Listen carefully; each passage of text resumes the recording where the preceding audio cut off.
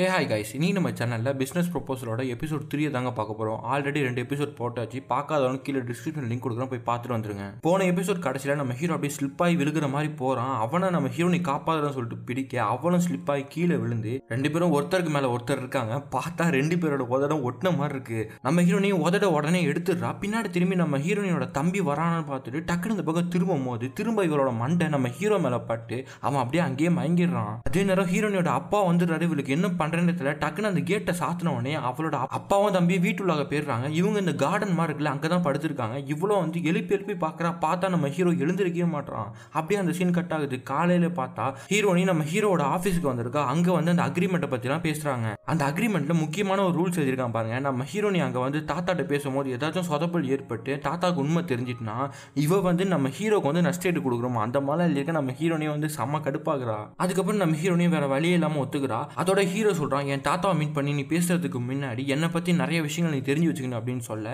இவனை பத்தி இவன் சின்ன வயசுல எந்த ஸ்கூல்ல படிச்சா, அவங்க அம்மா அப்பா இறந்து போனது, அந்த மாதிரி எல்லாமே வந்து இவள்கிட்ட சொல்றான். அதுல வந்து நம்ம ஹீரோவும் ஹீரோனியும் வந்து நியூயார்க்ல நம்ம ஹீரோ காலேஜ் படிச்சிருக்கும் போது லவ் பண்ண மாதிரி சொல்றான். நம்ம ஹீரோனி கேட்கறா, நான் தான் காலேஜ்ல நியூயார்க்ல படிக்கலையே, அப்புறம் எப்படி நான் அவங்க லவ் பண்ணிருப்பேன் அப்படின்னு கேட்க நம்ம ஹீரோவும் ஹீரோனிக்காக ஒரு ஸ்டோரி ரெடி பண்றான். அதாவது நம்ம ஹீரோனியோட அம்மா வந்து டாக்டர், அப்பா வந்து ஒரு பெரிய லாயரா, அந்த மாதிரி ஹீரோனிக்காக ஒரு ஃபேமிலி பேக்ரவுண்ட் ரெடி பண்றான். இதுக்கப்புறம் இன்னும் ஒரு வாரம் கழிச்சு நம்ம தாத்தாவை மீட் பண்ற மாதிரி இருக்கும். ஸோ நீ எல்லாத்தையும் ப்ரிப்பேர் பண்ணி வைன்னு சொல்ல நம்ம ஹீரோனியை நைட்டு பகலாக தூங்காம அவனோட ஸ்டோரி நம்ம ஹீரோனியோட ஸ்டோரி எல்லாத்தையுமே வந்து மனப்பாடம் பண்ணிட்டு இருக்கா. அதுக்கப்புறம் ஒரு நாள் நம்ம ஹீரோனியை கூப்பிட்டு நீ மனப்பாடம் பண்ணதெல்லாம் கரெக்டாக இருக்கா நான் செக் பண்ணணும்னு சொல்லிட்டு அவள்கிட்ட கேள்வி மேலே கேள்வியாக கேட்டுட்டு இருக்கான். அதோட நம்ம ஹீரோனையும் கேட்குறா, என்கிட்ட இவ்வளோ கேள்வியாக கேட்குறியே, உன் தாத்தா வந்து ஒன்ட்ட நம்ம 2 பேரும் எங்கே மீட் பண்ணோம், ஃபர்ஸ்ட் எப்போ மீட் பண்ணோம் கேட்டால் என்ன சொல்லு அப்படின்னு கேட்க இவனும் திருன்னு முழிக்க அப்போதான் நம்ம ஹீரோனி ஒரு கதையை சொல்றா. அதாவது நியூயார்க்ல வந்து ஒரு இடத்துல வந்து சாதாரணமாக மழை தூரிக்கிட்டு இருக்கு.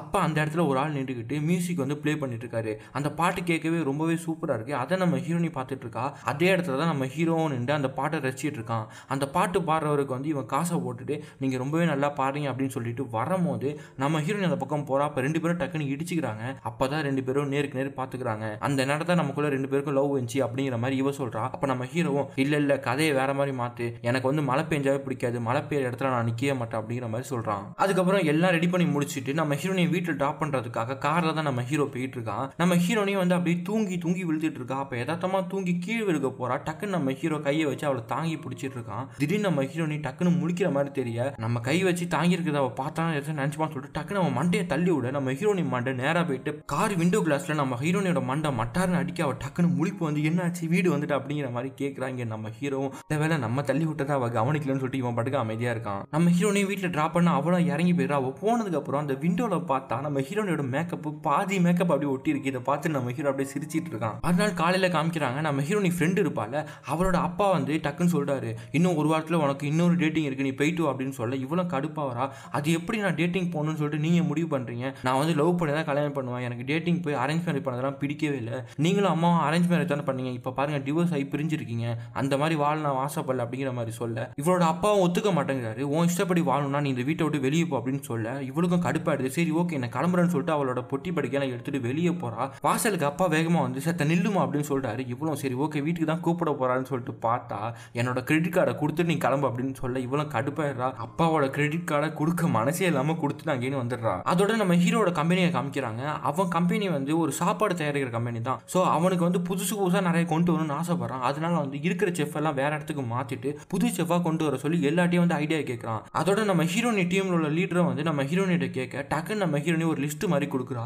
அப்போதான் அவன் கேட்கறாங்க, சரி உன்னோட ஃப்ரெண்டு மின்ஹு வந்து செஃப் தானே, அவனுக்கும் நல்லா சமைக்க வரும்ல அப்படின்னு கேட்க இவனும் அவன் சூப்பராகவே சமைப்பான், வேண்டான்னு அவனை கேட்டுட்டு வர அப்படிங்கிற மாதிரி சொல்றா. அதோட அன்னைக்கு நைட்டு நம்ம ஹீரோவோட தாத்தா வந்து கொரியன் டிராமா ஒன்று பார்த்துட்டு இருக்காரு.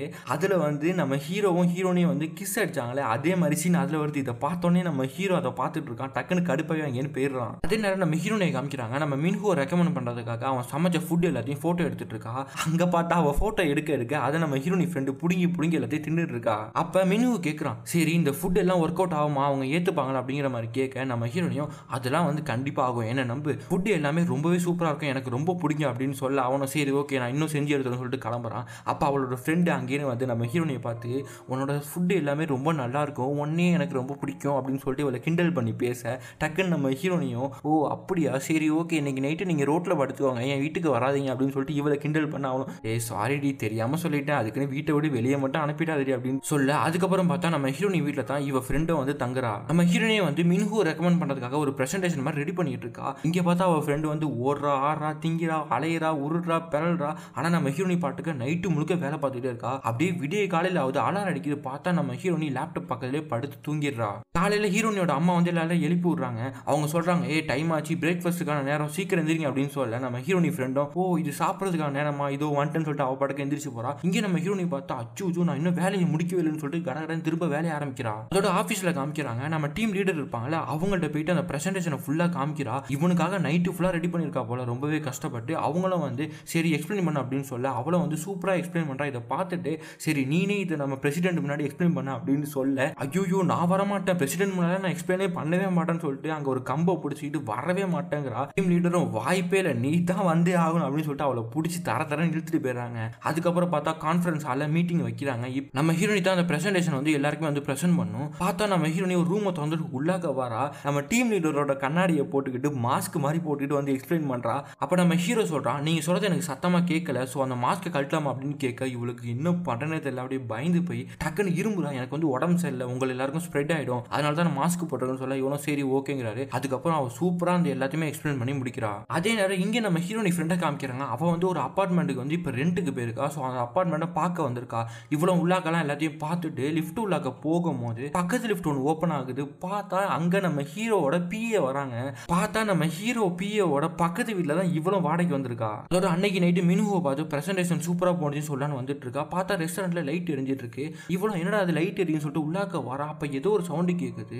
பார்த்தா நம்ம மின்ஹூ வேற ஒரு பொண்ணு கூட ரொம்பவே க்ளோஸாக கிஸ் பண்ணிட்டு இருக்கான். இதை பார்த்தோன்னே இவருக்கு ஒரு மாதிரியா ஷாக் ஆயிடுது. டக்குன்னு அவன் கையில் வச்சிருந்தது கீழே போட டக்குன்னு மின்ஹூவும் பார்த்துடுறான். அவன் வந்து என்னாச்சு இந்த டைம்ல வந்திருக்கு அப்படின்னு கேட்க மின்ஹூ பக்கத்தில் இருந்த பொண்ணும் உன்னை பார்த்து எவ்வளோ நாளாச்சு ஹாரி அப்படிங்கிற மாதிரி நம்ம ஹீரோனை பார்த்து சொல்றா. நம்ம ஹீரோனி ஆமா பார்த்து ரொம்ப வருஷம் ஆச்சு அப்படிங்கிற மாதிரி சொல்றா. மின்ஹூ என்னாச்சு ஏதாச்சும் பேசணும் அப்படின்னு கேட்க இல்லை இது ஒன்றும் முக்கியமான மேட்டர் இல்லை, அப்புறம் பேசிக்கலாம்னு சொல்லிட்டு அங்கேன்னு பதறி அடிச்சு வெளியே வந்துடுறா. அதுக்கப்புறம் பஸ் ஸ்டாண்ட உட்காந்து ரொம்பவே ஃபீல் பண்ணிட்டு இருக்கா. அப்ப நம்ம ஹீரோனிக்கு மெசேஜ் வருது. மின்ஹூ தான் அனுப்பியிருப்பான். நீ எங்க ரெண்டு பேரையும் பார்த்தோன்னே ரொம்பவே ஷாக் ஆயிருப்பேன்னு எனக்கு தெரியும், உன்ட்ட முன்னாடியே சொல்லியிருக்கணும், ஆனா சொல்லாம விட்டுட்டு என்ன மன்னிச்சிடு அப்படின்னு சொல்றான். அப்பதான் நமக்கு ஒரு ஃபிளாஷ்பேக்கே காமிக்கிறாங்க. நம்ம ஹீரோனி மின்ஹூ அந்த பொண்ணு இருந்தால யூராங்கிற பொண்ணு, அவங்க எல்லாமே வந்து சின்ன வயசுல இருந்து ஃப்ரெண்ட்ஸா இருந்திருக்காங்க. யூராவும் மின்ஹூவும் வந்து சின்ன வயசுல லவ் பண்ணிருக்காங்க. ஏதோ ஒரு பிரச்சனைனால பிரேக்கப் ஆயிட்டு. ஆனா இவங்க ரெண்டு பேரும் லவ் பண்ணிட்டு இருக்க முதல்ல நம்ம ஹீரோனி வந்து மின்ஹூவை ரொம்பவே லவ் பண்ணிட்டு இருக்கா ஒன் சைடா. இது வந்து மின்ஹூக்கு தெரியாது. இப்போ இவங்க ரெண்டு பேரும் வேற ஒன்று சேர்ந்துட்டாங்களா, இதை நினைச்சு இவ சந்தோஷப்படுறதா வருத்தப்படுறதா கூட தெரியாம ரொம்பவே ஃபீல் பண்ணிட்டு இருக்கா. அதோட அவளுக்கான பஸ் வருது. பஸ் எல்லாரும் போகும்போது யாரோ ஒரு ஆள் டக்குன்னு அவளை தள்ளி விட்டுறான். கீழே விழுந்ததுக்கு அவளோட ஃபைலும் கீழே விழுந்துடுதா. அது எல்லாத்தையும் எடுத்துக்கிட்டு இருக்கா. அப்ப அவளோட போன் அடிக்குது. பார்த்தா அந்த ரோட்டு ஓரத்தில் டிரைனேஜுக்காக ஒரு கேட்டு மாதிரி போட்டிருப்பாங்களா சின்ன சின்னதா. ஸோ அதுல வந்து அவ போன் இருக்கு. அந்த போனை எடுக்க போறா. டக்குன்னு அது வந்து கீழே விழுந்துடுது. விழுந்த வேகத்துக்கு போனும் அட்டன் ஆயிடுதா. பார்த்தா நம்ம ஹீரோ தான் வந்து போன் அடிச்சிருக்கான். அவன் அந்த பக்கம் லைன்ல இருக்க. இங்க ஹீரோனிக்கு வந்து அவ போன்லாம் பெருசா தெரியல. மின்ஹூ அந்த பொண்ணோட பார்த்தது வந்து இவளுக்கு ரொம்பவே ஃபீலிங்கா இருக்கு. டக்குன்னு என்ன நினைச்சான்னு தெரியல, பயங்கரமா வந்து எனக்கு ரொம்ப மனசு வலிக்குது, ரொம்பவே கஷ்டமா இருக்கு அப்படிங்கிற மாதிரி சொல்லி ரோட்லயே உட்காந்து அழுக ஆரம்பிச்சிடுறா. இவ அழுகிறது வந்து நம்ம ஹீரோக்கு அந்த பக்கம் கேக்குது. போனு கீழே விழுகும் போது அட்டன் ஆயிருக்கு போல.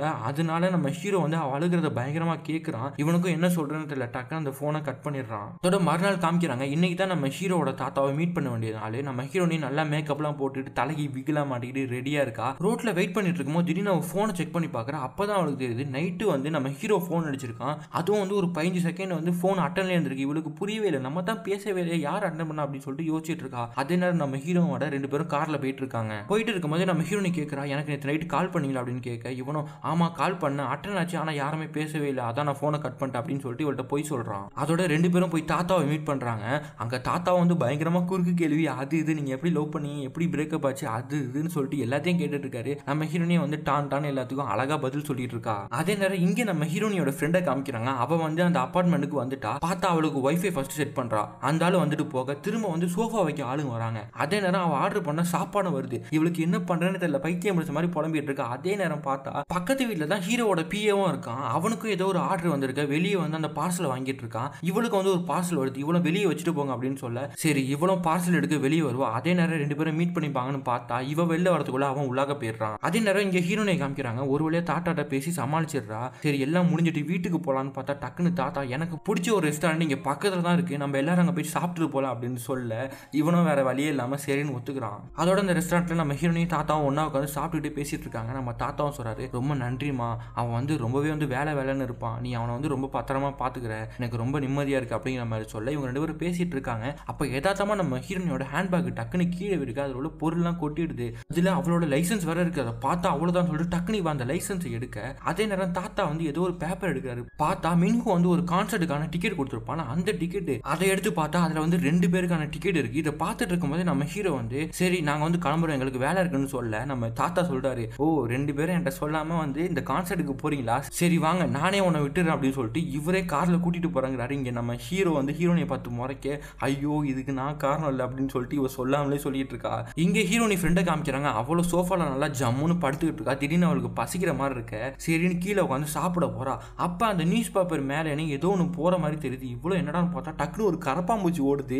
அவ்வளோதான். இதை பார்த்த வேத்துக்கு அங்கே சோஃபா மேலே ஏறி உட்காந்துக்கிட்டு பயங்கரமா பேய் கணக்கா கத்துவா. அதே நேரம் நம்ம ஹீரோட பிஏ இருப்பான அவன் ரூமை விட்டு வெளியே வர கதவு திறந்துட்டு வெளியே வந்து டக்குன்னு நம்ம பிஏ மேலே ஏறி உட்காந்து ஐயோ எனக்கு பயமா இருக்குன்னு சொல்லிக்கிட்டே இருப்பா. இவனும் என்ன ஆச்சு அப்படின்னு கேட்க கரப்பாம்பூச்சி அப்படிங்கிற மாதிரி சொல்லிட்டு அப்பதான் மூஞ்ச பாப்பா டக்குன்னு கீழே இறங்கிட்டு நீங்க எங்க இங்க அப்படிங்கிற மாதிரி கேட்க இவனும் நான் உங்க பக்கத்து வீட்டில் தாங்க இருக்கு அப்படின்னு சொல்றான். அப்புறம் சொல்றான் எனக்காக ஒரு உதவி பண்றீங்களா அப்படின்னு கேட்க இவனும் சரிங்கிறான். பார்த்தா ஒரு கப்பு மாதிரி இருக்கு. அது உள்ளாக்க கரப்பாம்பூச்சி பிடிச்சி வச்சிருக்காங்க. இவனும் வந்து அந்த ஹிட் ஸ்ப்ரே இருக்கும்ல அதை எடுத்துட்டு வந்து அடிக்கிறான். உள்ளாக்க அடிச்சா வச்சா அது சாகும். அவன் என்ன பண்றான்னா அந்த கப்பை சுத்தி அடிச்சிட்டு இருக்கான். பார்த்தா அரை மணி நேரமா 2 கப்பு மேல காலி பண்ணிட்டான். அதை சுத்தி அடிச்சிட்டு இருக்கான். அவளும் கேட்கிறா சரி எப்படி அடிச்சிருந்தா அது செத்துருமா அப்படின்னு கேட்க எனக்கு என்ன தெரியும் சும்மா நடிக்கிறேன் அப்படின்னு சொல்றான். எனக்கு தெரிஞ்சு கரப்பாம்பூச்சிக்கு இவனும் பயப்படுறான் போல. அதுக்கப்புறம் வேற வழி இல்லாம சரி ஓகே இருங்கன்னு சொல்லிட்டு அந்த கப்பை திறந்து அந்த கப்பு உள்ளாக்க ஹிட் அடிக்கிறான். ஒரு வழியா அதை சாகடிச்சிட்டு வெளியே வந்துடுறான். நம்ம ஹீரோனி ஃப்ரெண்டும் சொல்றா சரி ஓகே நம்ம பக்கத்துல இருக்கோம், ஏற்கனவே மீட் வேற பண்ணிருக்கோம், நம்ம 2 பேரும் ஃப்ரெண்ட்ஸா இல்லாம அப்படின்னு சொல்லிட்டு கையை கொடுக்க இவன் உடனே இல்ல சரி வராது, யாங்க வந்து என்னோட பாஸ் மட்டும் இல்ல அவன் வந்து என்னோட ஃப்ரெண்டும் கூட, நீங்க வந்து அவனை வந்து ஆள் மாறாட்டம் பண்ண வச்சு ஏமாத்திருக்கீங்க, ஸோ அதனால நான் உங்க கூட ஃப்ரெண்டா இருக்கிறத அவன் பார்த்தானா தப்பா நினைச்சுப்பான், சரி வராது அப்படிங்கிற மாதிரி சொல்லிட்டு அவன் பாட்டுக்கு உள்ளாக போயிடுறான். இவ்வளவு கையை அப்படியே நீட்டிக்கிட்டு எப்படி இவ்வளவு கேவலமா அசிங்கப்பட்டோ இன்னும் உயிரோட இருக்கு அப்படிங்கிற மாதிரி சொல்லிட்டு அவன் உள்ளாக போயிடுறான். இங்கே பார்த்தா தாத்தா இவங்க 2 பேரும் அந்த கான்சர்ட் வாசல்ல இறக்கி விட்டுட்டு நீங்க உள்ளாக போங்க, நீங்க போனதுக்கு அப்புறம் தான் நான் போவேன்னு சொல்லிட்டு அவர் வெயிட் பண்ணிட்டு இருக்காரு. இவங்க 2 பேருக்கும் என்ன பண்றேன்னு தெரியல. அப்படியே பாதிலே தப்பிச்சு போலான்னு பார்த்தா வாசல்லே ஒரு நின்று இருக்காரா. சரி வேற வழி இல்லைன்னு சொல்லிட்டு அந்த கான்சர்ட் உள்ளாக போயிட்டு உட்காந்துடுறாங்க. அதோட அந்த கான்சர்ட் நடக்குது. அதை பயங்கரமா பாடிட்டு இருக்காங்க. அந்த பாட்டு இடையிலேயே ஒரு லக்கி டிரா மாதிரி தோணு வைக்கிறாங்க. எப்படின்னா வந்து இந்த டிக்கெட் வாங்கியிருப்பாங்கல்ல அவங்க எல்லாத்தையும் ஒரு பேப்பரை கொடுத்து உங்களுக்கு தோன்றதை எழுதுங்க, நாங்க கான்சர்ட் அன்னைக்கு ஒரு பேப்பரை செலக்ட் பண்ணி அதில் எழுதிருக்கிறத படிப்போம் அப்படிங்கிற மாதிரி சொல்லிட்டு ஒரு பேப்பரை எடுத்து படிக்கிறாங்க. அதுல என்ன போட்டிருக்குன்னா இந்த டிக்கெட் வந்து என் ஃப்ரெண்டோட பர்த்டேக்காக நான் வாங்குறேன், நாங்க 7 வருஷமா ஃப்ரெண்ட்ஸா இருந்திருக்கோம் அப்படின்னு படிக்க நம்ம ஹீரோனிக்கு மூஞ்சி மாறுது. பார்த்தா மின்ஹூ தான் அந்த லெட்டரை எழுதியிருக்கான். நாங்க 7 வருஷமா ஃப்ரெண்ட்ஸா இருந்திருக்கோம், எனக்கு வந்து பிரேக்கப் ஆனப்போ கூட என்னோட மனசு உடஞ்சு போய் நான் ரொம்ப ஃபீல் பண்ணேன், அன்னைக்கு இவ தான் வந்து எனக்கு ஆறுதலா இருந்தா, எனக்கு ரொம்பவே சப்போர்ட் பண்ணா, ஆனா அவளுக்கு பாய் ஃப்ரெண்டே கிடையாது, என்னோட ஆசை எல்லாமே அவளோட பாய் ஃப்ரெண்டோட இந்த கான்சர்ட்டுக்கு வரணும் அப்படின்னு சொல்லிட்டு அதை எழுதியிருக்கான். அவன் அதை படிச்சு பார்த்துட்டு அந்த சீட் நம்பரை சொல்ல அந்த சீட் நம்பருக்கு ஃபோக்கஸ் லைட் அடிக்கிறாங்க. பார்த்தா நம்ம ஹீரோங்க உட்கார்ந்து இருக்க அவ்வளவுதான். அங்க ஒளி எல்லாருமே கை தட்டுறாங்க, நீங்க தான் அவளோட பாய் ஃப்ரெண்டா அப்படி இப்படின்னு எல்லாருமே பேசிட்டு இருக்காங்க. நம்ம ஹீரோனிக்கு ஒரு மாதிரி ஆக்வர்டா ஃபீல் ஆகுது. நம்ம ஹீரோ அப்படியே கம்முன்னு உட்கார்ந்து இருக்கான். அதே நேரம் திரும்ப பாட்டு பாட ஆரம்பிக்க நம்ம ஹீரோனிக்கு பழைய நினைப்பு எல்லாருமே வந்துட்டு போகுது. அப்படியே உட்காந்து கண்ணீர் விட்டு அழுதுகிட்டே இருக்கா. அதே நேரம் நம்ம ஹீரோ அவளுக்கு கர்ச்சிஃபை கொடுக்குறான், இந்த தொடச்சிக்கோன்னு சொல்லிட்டு அவளும் அதை தொடச்சிட்டு ஒரு வழியா அந்த கான்சர்ட் முடிஞ்சு 2 பேரும் வெளியே வராங்க. நம்ம ஹீரோனியே வெளியே வந்து சோகமா நடந்து போயிட்டே இருக்கா. நம்ம ஹீரோக்கு என்ன பண்றேன்னு தெரியல.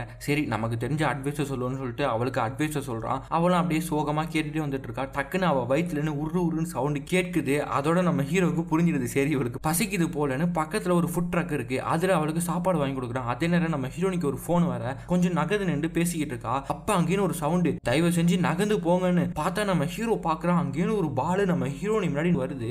அவளை நம்ம ஹீரோ காப்பாத்துறது கூட அந்த பால் மட்டார்னு நம்ம ஹீரோனி கண்ணுலயே ஒரு அடி பொழிச்சுன்னு. அவ்வளவுதான், அவ கண்ணு லைட்டா வீங்கிடுது. அதுக்கப்புறம் ஐஸ் கட்டி வாங்கி கொடுத்து அவ கண்ணுல வச்சு அவளை வீட்டுல டிராப் பண்றான். அதுக்கப்புறம் நம்ம ஹீரோனி நல்லா தூங்கிட்டு மறுநாள் எந்திரிச்சு பாக்குறா. பார்த்தா பயங்கரமா கண்ணு வீங்கிட்டு ரெட் கலர்ல இருக்கு. இவளுக்கு என்ன பண்றேன்னு தெரியல. சரி ஓகே இப்படியே கண்டிப்பா ஆபீஸ் போய் தான் ஆகணும் அப்படின்னு சொல்லிட்டு அவளும் ஆபீஸ்க்கு போயிட்டு லிஃப்ட் உள்ளாக போறா. போயிட்டு அவ கண்ணை மறைக்கிறதுக்காக ஏதோ ஒன்று வாங்கியிருக்கா போல. அதை கண்ணை வச்சு பார்த்துட்டு இருக்கா. அப்ப லிஃப்ட் டக்குன்னு மூட போகும்போது யாரோ வர மாதிரி இருக்கு. பார்த்தா நம்ம ஹீரோ இவனை பார்த்த உடனே இவ கையில வச்சுருந்த கீழே போட நம்ம ஹீரோனி கண்ணில் அடிபட்டு வீங்கி இருக்கிறது நல்லா அவனுக்கு தெரிஞ்சிடுது. ஹீரோவும் இவளை பார்த்து முறைக்க நம்ம ஹீரோனி அப்படியே அதிர்ச்சியில நிக்கிறா. அவ்வளவுதான், இதே இடத்தோட இந்த எபிசோட முடிக்கிறாங்க. அடுத்த எபிசோட் கண்டிப்பா நம்ம சேனல் நாளைக்கு வந்துடும். அதை மிஸ் பண்ணாம பார்க்கணும்னா நம்ம சேனலை சப்ஸ்கிரைப் பண்ணி பக்கத்தோட பெல் பண்ண தட்டி விட்டுருங்க. அடுத்த எபிசோட உங்களும் சந்திக்கிறேன். அது வரைக்கும் டாடா, பை பாய்.